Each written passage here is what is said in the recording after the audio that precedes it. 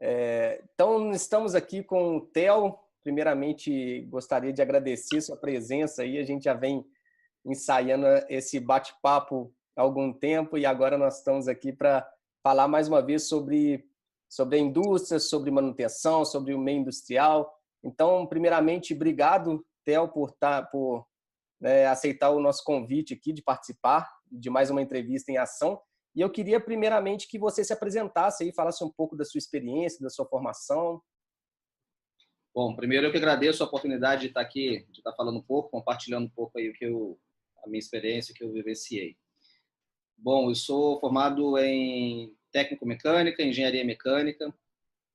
Minha experiência profissional, a minha primeira experiência profissional foi um empreendimento, foi um negócio próprio, que eu fiquei 4 anos com esse negócio próprio. Foi a experiência mais intensa profissional que eu já tive até hoje. Foi minha primeira experiência profissional e foi a mais intensa até hoje. Olha que eu já passei por diversas outras, mas acho que essa, pelo momento, pela maturidade, pela idade, por tudo, acho que foi a vivência mais intensa que eu tive. Bom, depois nessa primeira experiência, pela intensidade, por todo o aprendizado que eu tive, foi muito válido, mas foi um negócio que eu quebrei.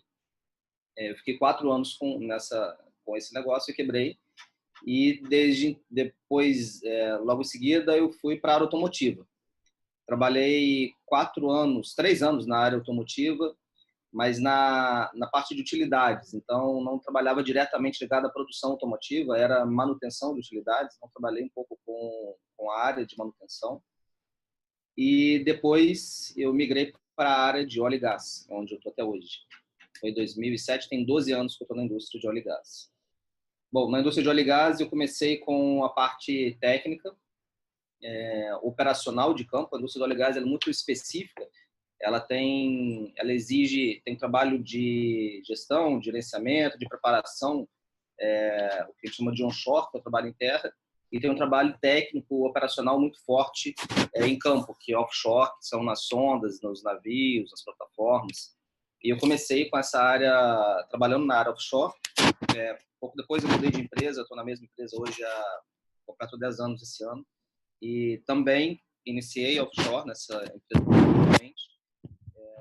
E de 7 anos para cá eu estou onshore, passei por algumas posições nessa mesma empresa onshore no setor de óleo e gás. De forma geral, o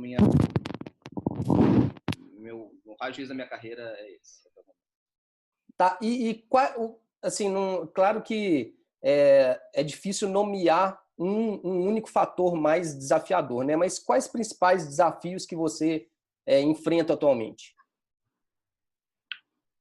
Igor, atualmente, meu maior desafio está sendo equilibrar a vida pessoal com a vida profissional em um momento onde eu tenho aumento de demanda na vida profissional. Então, a demanda, a responsabilidade tem aumentado e, ao mesmo tempo, eu busco um equilíbrio. Então, é importante o trabalho, é importante estar se dedicando, é importante colher os resultados, mas a vida nossa é uma só e eu preciso equilibrar com a família.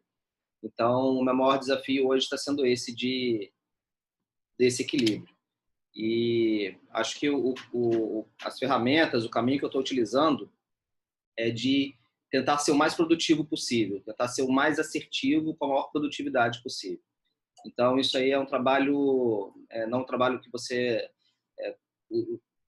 colhe os frutos imediatamente, você precisa estar colhendo, né, plantando a longo prazo, a médio e longo prazo, para você colher os frutos na frente. Isso aí você precisa de uma equipe forte, você precisa saber delegar, aprender a delegar e formar uma equipe forte para você ir sustentável, para você poder ir crescendo e galgando e mantendo uma entrega constante, um aumento de carga sem que sobrecarregar, um aumento de responsabilidade sem que isso sobrecarregue na vida pessoal. Tá. Dessa parte profissional, o que você imagina o seu maior desafio hoje? Somente falando profissionalmente, do que você vive hoje, o que você vê como maior desafio? Hoje eu vejo como aumento de produtividade. E aí eu coloco, nesse aumento de produtividade, eu coloco soluções práticas do dia a dia, comuns, como uma melhor organização, como um melhor planejamento, mas também pensar em soluções disruptivas, onde a gente traga para o nosso universo, para o nosso dia a dia, soluções não convencionais e que podem trazer um incremento de produtividade, mas através de caminhos não convencionais. E o que você imagina que é o principal desafio aí dos profissionais em geral? Não do TEL, mas os profissionais que trabalham na área industrial. Sei que é uma pergunta vaga, né? Porque existem vários mercados aí, mas vamos falar do seu, por exemplo, petróleo e gás. O que você imagina aí, no geral, qual que é o grande desafio aí do profissional? Eu acho que a resposta vai ser... Naturalmente, eu estou inserido no óleo e gás, eu sou mais influenciado por esse meio, mas acho que a resposta não se restringe só a esse mercado de óleo e gás.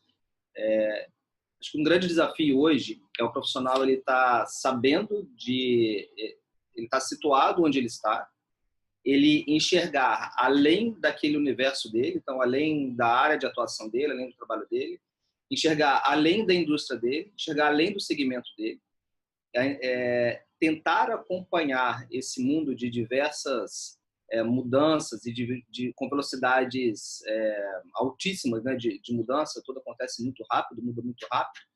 Se o profissional não ficar atento a essas mudanças, ele pode perder o time, ele pode facilmente, rapidamente ficar desatualizado e sem perceber.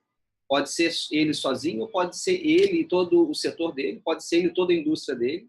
Ele precisa estar antenado, porque onde ele está hoje, que ele pode ser o especialista, o melhor profissional, esse setor pode simplesmente deixar de existir, ou essa indústria pode simplesmente deixar de existir.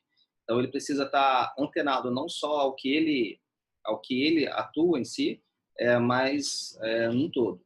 E, ao mesmo tempo, um paradoxo, né? Ao mesmo tempo que ele precisa estar olhando para o todo, ele precisa estar sabendo o que é esperado dele e entregar os resultados para aquilo que é esperado dele. Então, é o trabalho mais focado onde ele precisa entregar. Então, ao mesmo tempo que ele precisa entregar e ter uma clareza de quem é o cliente dele, seja o cliente interno ou externo, o que o cliente dele espera, qual é a entrega que ele precisa dar, com quais parâmetros ele precisa entregar, ele também precisa ter um olhar para fora e enxergar o todo.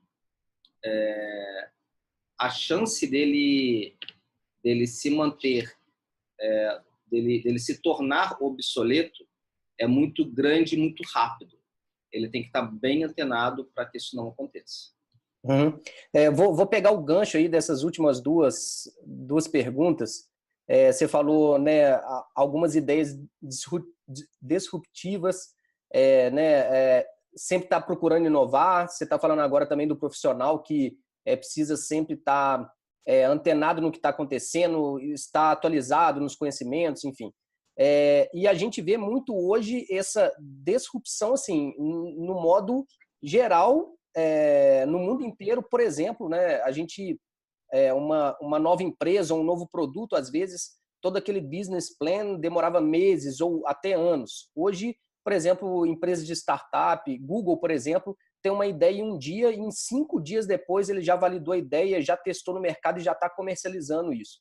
Então, assim, é fácil da gente imaginar esse ambiente de velocidade numa startup, por exemplo, que é tudo digital, enfim. Apesar da gente já ter a indústria 4.0 e tudo indo para a indústria também, toda essa tecnologia, como é que, e você falou em produtividade também, como que você vê isso assim, levando para o meio físico, entre aspas, né? Não estamos falando do meio digital. Então, a empresa, por exemplo, que extrai petróleo, ela vai continuar tendo plataformas ou melhorar a tecnologia, mas ainda vai haver algo físico, diferente de empresas como startup, por exemplo, que vende algo digital. Então, como é que você vê isso? De que forma que você vê uma gestão mais produtiva de velocidade? Como é que você dá essa velocidade no mundo físico real aí de indústria? Fui claro na pergunta? Eu vou tentar responder de acordo com a minha resposta, você vê se foi claro. Tá, legal. Se foi claro no entendimento. Bom, acho que o primeiro ponto é você não acreditar que o seu concorrente é aquele diretamente ligado ao seu segmento, aquele diretamente do seu vizinho. Eu trabalho com engenharia de instalações subsea. Então, são equipamentos que são instalados no fundo do mar para a produção de óleo. Há de 2 a 4 anos atrás, nesse intervalo, houve uma grande crise no setor de petróleo. O preço do petróleo caiu muito e quebrou muitas empresas e trouxe um desafio muito grande para esse setor. O concorrente nosso poderia ter sido o próprio petróleo, mas pode ser uma outra fonte de energia que passou a ser mais barata, com uma entrega melhor e que deixou-se de ter utilidade. O preço do petróleo deixou de valer o que valia, enfim. Não foi o caso. A principal razão dessa queda do petróleo foi uma oferta maior do produto, através de uma solução disruptiva trabalhada principalmente nos Estados Unidos, com a extração de óleo de maneiras não convencionais até o momento.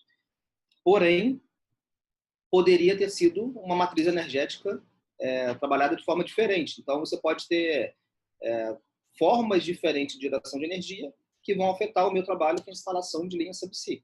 Então, primeiro ponto não pense que o concorrente de instalação de linha de equipamento subsea vai ser uma outra empresa de instalação de linha subsea. Pode ser, mas pode ser algo que seja totalmente fora desse universo do seu radar. Bom, um ponto da sua pergunta é esse. Outro, trazendo para o que você comentou sobre a forma de como pode trazer para a prática, né, na parte efetivamente do óleo e gás, um aumento de produtividade ou algo disruptivo. Eu acho que o próprio exemplo que eu comentei é um exemplo clássico. A extração de petróleo, comumente, ela tem um ciclo longo até você descobrir a reserva, você validar o potencial dela, você investir pesado para a criação do ativo que vai extrair aquele petróleo, aquele óleo, e até o momento de você ter o primeiro óleo, esse ciclo é longo, é um investimento pesado e você tem um retorno ali para frente. O que aconteceu há 4 anos atrás foi algo desenvolvido principalmente devido a uma união de empresas, união de esforços. Não foi uma única pessoa, uma única empresa, um único departamento. Foi algo em maiores proporções nos Estados Unidos, com um número maior de pessoas, onde eles extraíram o óleo através de xisto. É um óleo extremamente difícil, todos sabiam que eles estavam lá, que o óleo estava presente, mas era muito difícil a sua extração. O que eles conseguiram foi viabilizar uma forma de relativamente fácil eles extraírem, e relativamente barato, eles extraírem esse óleo que era mais difícil de ser retirado. Com isso, eles aumentaram a produtividade deles de forma exponencial, com maior oferta, e sendo os Estados Unidos um dos maiores consumidores de óleo, teve uma oferta maior do produto e, consequentemente, uma queda de preço. Então, acho que é um grande exemplo de como fazer foi essa extração de xisto nos Estados Unidos. Dentro de cada área nossa, tem inúmeras formas diferentes de você repensar, né? Mas eu acho que um exemplo forte que eu trataria seria esse. Tá, continuando nessa linha também, e mais uma vez comparando as startups, esse mundo aí digital que hoje quem ganha não é o maior, né, o mais rápido, na maioria das vezes. Hoje também, assim, uma comparação também da indústria com esse mundo de startups, eu queria escutar a sua opinião a respeito. Como é que o Google, o Facebook, essas grandes empresas hoje vêm fazendo com as equipes dela? Porque no final das contas, assim, sendo mais produtivo ou menos produtivo, quem faz a produtividade são as pessoas no final das contas, né? Então, assim, o time, enfim, vai passar pelas pessoas de uma forma ou de outra. O que eles fizeram foram criar como se fossem pequenas empresas dentro de uma empresa. Ou seja, não existe mais o setor de RH, o setor financeiro, o setor de marketing, o setor de vendas. Está todo mundo numa mesma sala, numa pequena equipe que representa como se fosse uma empresa. Ou seja, eles ganham velocidade com isso. Eles brincam assim, numa mesma sala dá para alimentar toda a equipe com 2 pizzas. Se for mais que 2 pizzas, a gente tem que repensar. Então, colocando todo esse corpo de pessoas multidisciplinares no mesmo espaço, no mesmo ambiente, e aí você, por exemplo, tem a empresa A, a empresa B, a empresa C, a empresa D, cada um numa sala dentro da mesma empresa que a Google, por exemplo. E quando eu olho no mundo industrial, eu ainda vejo que é bem setorizado, né? Tem o setor de RH, o setor financeiro, o setor de suprimentos, o setor que às vezes burocratiza muito e a gente perde um pouco de velocidade nessa condução aí, né, em comunicação, em aprovação, etc.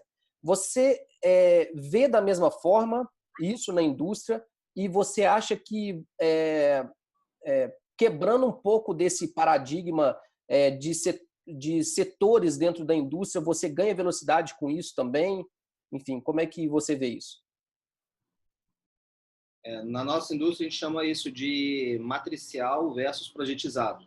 Então, o matricial é a empresa toda setor trabalhando de forma matricial. Então, você tem os vários departamentos de RH, de logística, enfim, você tem os vários departamentos. E o oposto disso é projetizado, onde você aglomera um grupo de pessoas e esse grupo de pessoas vai fazer tudo, vai fazer o RH, vai fazer então você reduz e faz, como você citou, pequenas empresas dentro de grandes empresas.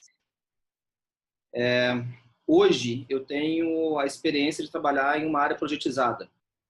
Eu estou dentro de uma unidade que ela é projetizada, ela tem todos os recursos de forma fácil, rápida e acessando pouco recurso matricial da empresa. Mas é uma característica específica desse projeto onde eu estou à frente, por ser uma joint venture, onde tem 2 empresas distintas participando. Não é o modus operandi, por exemplo, da empresa a qual eu trabalho, que ela tem uma visão matricial. E eu diria que é um grande desafio isso. Ao mesmo tempo que a empresa ao qual eu trabalho tem essa visão, essa estrutura matricial, ela precisa ter agilidade que você tem em pequenos projetos, ela também precisa garantir o mesmo padrão de qualidade, o mesmo padrão de entrega, a mesma forma de entrega que ela entrega um projeto do outro lado do mundo, ela precisa entregar aqui no Brasil e onde quer que seja. Então, para poder garantir também que você tenha o mesmo padrão de entrega, a mesma qualidade de entrega, quando você projetiza muito, quando você cria diversas células, você perde um pouco esse padrão. Então, eu diria que o desafio ambos os lados têm pontos positivos e tem pontos negativos, mas eu acho que a gente precisava encontrar uma forma de ser o mais padronizado possível, o mais estándar em termos de qualidade e segurança que se espera, com a velocidade que a gente que o mundo hoje precisa. Uhum. Como se fosse uma franquia, né? Tivesse um padrão ali para padronizar as unidades e a franquia seria essa forma que você trabalha hoje, enfim, dando mais velocidade, porém mantendo um padrão que alguém dita ali por fora, como se fosse isso, né? É um bom exemplo. Uma franquia com uma liberdade naturalmente, dentro do padrão dela, mas uma liberdade para o franqueado trabalhar de acordo com a especificidade local dele, né, que pode ser diferente da pessoa aqui no Rio, da pessoa lá em Roraima. Você ter uma certa liberdade para adequar um pouco o que você, de acordo com o seu público, com onde você está inserido, é um caminho. Tá, e dentro de tudo isso que a gente conversou e vendo, claro, a pessoa como quem vai mover tudo isso, né? A pessoa, que eu digo as pessoas, né? O time todo. Que você imagina, assim, o profissional mais bem preparado hoje para o mundo de hoje na indústria? Igor, eu acho que de forma geral, né? Então nós estamos falando não só de óleo e gás, nós estamos falando de indústria em geral. Eu acho que ele precisa ter competências técnicas ligadas à área dele de atuação. Então, se falar no setor de manutenção, profissional com as competências ligadas ao setor de manutenção dentro daquela área que ele vai trabalhar. Se for um profissional de óleo e gás, dentro daquela área de óleo e gás, do setor que ele vai trabalhar, ele tem aquela competência técnica. Então, competência técnica diretamente ligada, associada à área dele de atuação. Mas algo que eu percebo muito forte, que é bem notório, acho que as pessoas, acho que pela natureza, pela história nossa de forma de educar, de educação, de processos educacionais tradicionais, acho que falta um ensinamento de habilidades e competências comportamentais e de liderança. Então, o que eu falaria seria um equilíbrio entre competência técnica, mas também competência emocional, competência de liderança e habilidades e competências comportamentais. Tão importante quanto você saber fazer é você saber se comunicar, você saber se expressar, você saber passar a mensagem que você quer passar, ouvir da forma correta e você você estar inserido nesse ambiente de forma natural e de forma de forma mais assertiva, né? Nós temos experiência de ver profissionais tecnicamente excelentes, mas que não sabem trabalhar em equipe. E aí você tem diversas consequências negativas em relação a isso. Eu sempre falo assim, que além de saber fazer, você tem que querer fazer. E o querer fazer não tá ligado ao saber, tá ligado ao comportamento, né? Às vezes a pessoa sabe como fazer, mas se ela não quer fazer, não vai sair nada. E o querer tá ligado ao comportamento, né? Assim, você deu o exemplo da manutenção, né? Como é que, por você não ser diretamente da área de manutenção, como é que você vê o setor de manutenção, a importância do setor de manutenção dentro da indústria? De fato, eu não estou ligado à área de manutenção, então não é parte do meu dia a dia a manutenção. Para mim é essencial. Se você não tem... O que a gente percebe, que a gente recebe, né, de output de manutenção, é principalmente quando você não tem uma manutenção, você tem alguma consequência negativa da falta de manutenção ou do que quer que seja. Então, quando você tem um equipamento parado, você não tem condição de trabalhar, você não tem condição de produzir, de entregar aquilo que você entrega porque determinado linha, o equipamento, o produto estava indisponível. Então, para mim é a base. Para mim, manutenção acho que é a base para que a gente consiga produzir, consiga fazer. Então, eu diria que é o trabalho de base. Uhum.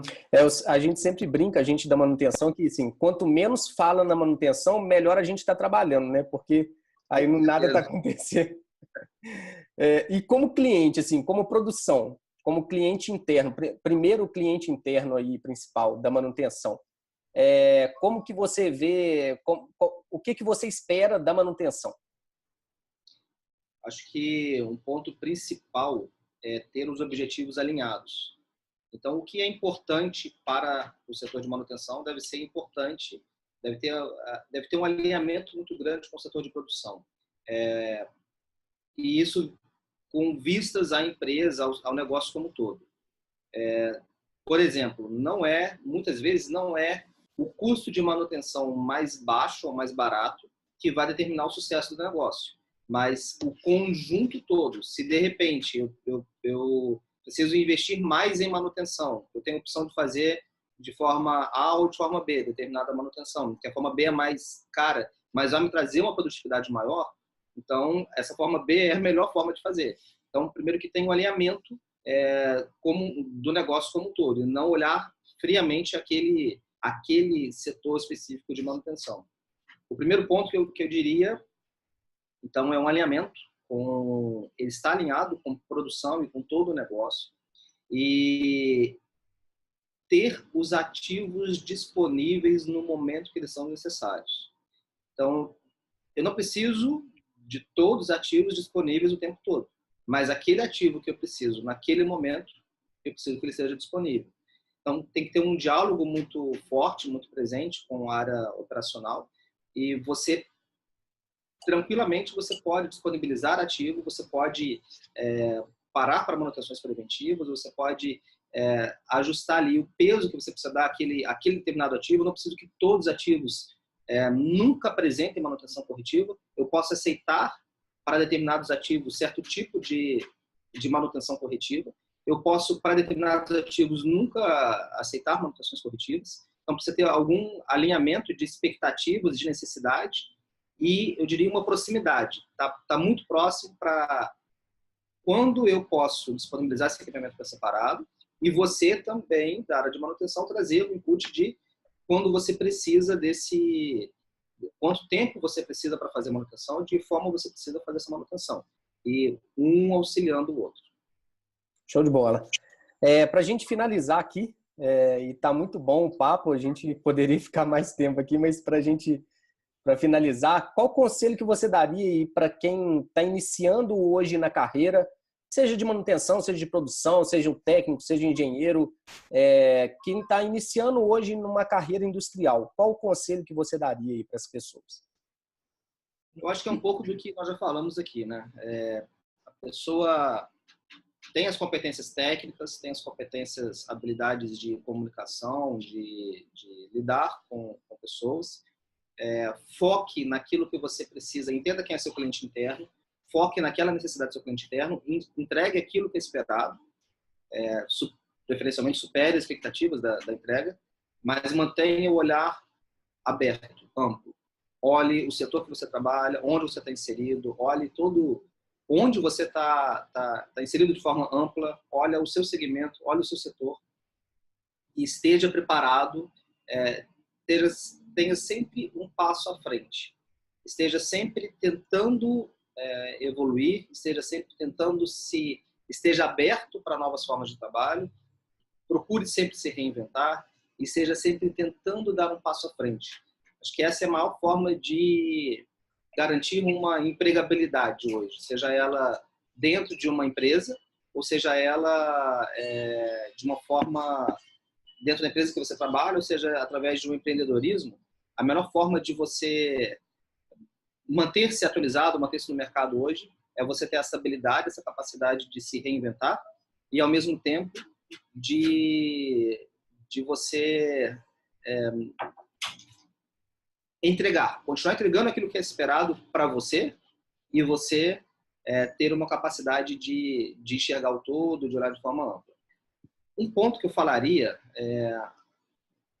adicionalmente, que eu já não comentei anteriormente, hoje está na moda o profissional de coaching, né? Então, as pessoas fazem coaching e é um tema hoje da moda. Na realidade, o que ele faz um coaching? Ele faz o que as empresas fazem. Ele determina, ele busca, só que com uma visão profissional, uma visão pessoal. Então, ele olha para o profissional e pergunta onde você quer estar daqui a 1 ano, onde você quer estar daqui a 5 anos, onde você quer estar daqui a 10 anos e o que você precisa fazer para estar lá. E muitas vezes nós não fazemos essa reflexão. Às vezes a gente pensa só no curto prazo ou nem pensa, formei, agora eu vou trabalhar, simplesmente isso. Então, acho que buscar um profissional, um correto profissional de coaching no início da carreira pode economizar anos de sua vida profissional. Então, você crescer direcionado para aquele objetivo que você quer atingir, você vai atingi-lo de forma muito mais assertiva, de forma muito mais rápida do que você crescer sem um direcionamento correto. Então, uma dica que eu dou é, se tiver oportunidade, busque esse profissional, busque uma pessoa que vai poder te instruir, te orientar, crie um plano para você saber trilhar o caminho que você gostaria de trilhar para alcançar os objetivos que você gostaria de atingir. Show de bola. Só fazendo um comentário em relação a isso, né? Manutenção em ação, eu sou a cara do negócio, eu sou sempre quem está na frente aí falando sobre manutenção, mas quem faz todo esse trabalho sou eu e o Eimar. E o Eimar é um profissional de coach também. E ele fez um coach comigo e eu vi exatamente isso que você falou, né? Ele começou traçando missão, visão, valores, matriz SWOT. Eu falei assim, não, mas peraí, isso daí é de indústria, né? Que empresa, né? E é exatamente isso. E é muito claro, assim. Aliás, a palavra coaching vem do francês justamente por isso. É uma jornada, né? Uma caminhada que vai de um ponto até outro ponto. Algo do tipo, tá? Não sou da área, mas pelo que ele me explicou é isso. E exatamente isso. No curso Manutenção em Ação, a primeira aula missão, visão e valores da manutenção. Se você não sabe onde que está e onde que você quer chegar, então qualquer lugar serve, né? Então tem que primeiro saber onde que está, onde que quer chegar e traçar todos esses objetivos. Então, Theo, mais uma vez, obrigado aí pela sua presença, pela sua disponibilidade de estar conversando aqui com a gente. Espero com isso, não só da sua entrevista, mas todas que vêm acontecendo, a gente vem passando um pouco mais para o profissional aí, para a visão de várias pessoas, de vários mercados diferentes. E o mercado de petróleo e gás é um mercado gigantesco, não só no Brasil, mas no mundo inteiro. E é o que você falou, assim, cada vez mais vem aparecendo mais matrizes energéticas. Então, o mercado de energia, de forma geral, no mundo é um mercado que é muito importante ser falado, e você vir com toda a sua bagagem, toda a sua experiência aí, contribui demais para a gente do canal e para todos que estão assistindo. Então, mais uma vez, obrigado pela sua presença. Eu que agradeço, parabenizo aí pelo trabalho, pelo excelente trabalho. Você te acompanha há alguns anos, né? Eu percebo a evolução profissional sua, e algo fantástico que você fez foi conseguir conciliar conceitos aparentemente distintos, aglomerar esses conceitos, essas ferramentas, e colocar todos em função de um objetivo, todos linkados para um objetivo de manutenção. Você buscou várias ferramentas distintas e conseguiu fazer um excelente trabalho aí de conseguir enxergar a relação de um indicador com outro indicador como ferramenta e conciliar todos eles na solução do problema do seu cliente. Parabéns aí pelo trabalho, parabéns pela dedicação, pelo empenho, pelos resultados que você tem colhido. Parabéns. E obrigado aí pela oportunidade de estar conversando, batendo esse papo. Show de bola, Theo. Eu que agradeço. Um abraço. Um abraço. Tchau, tchau.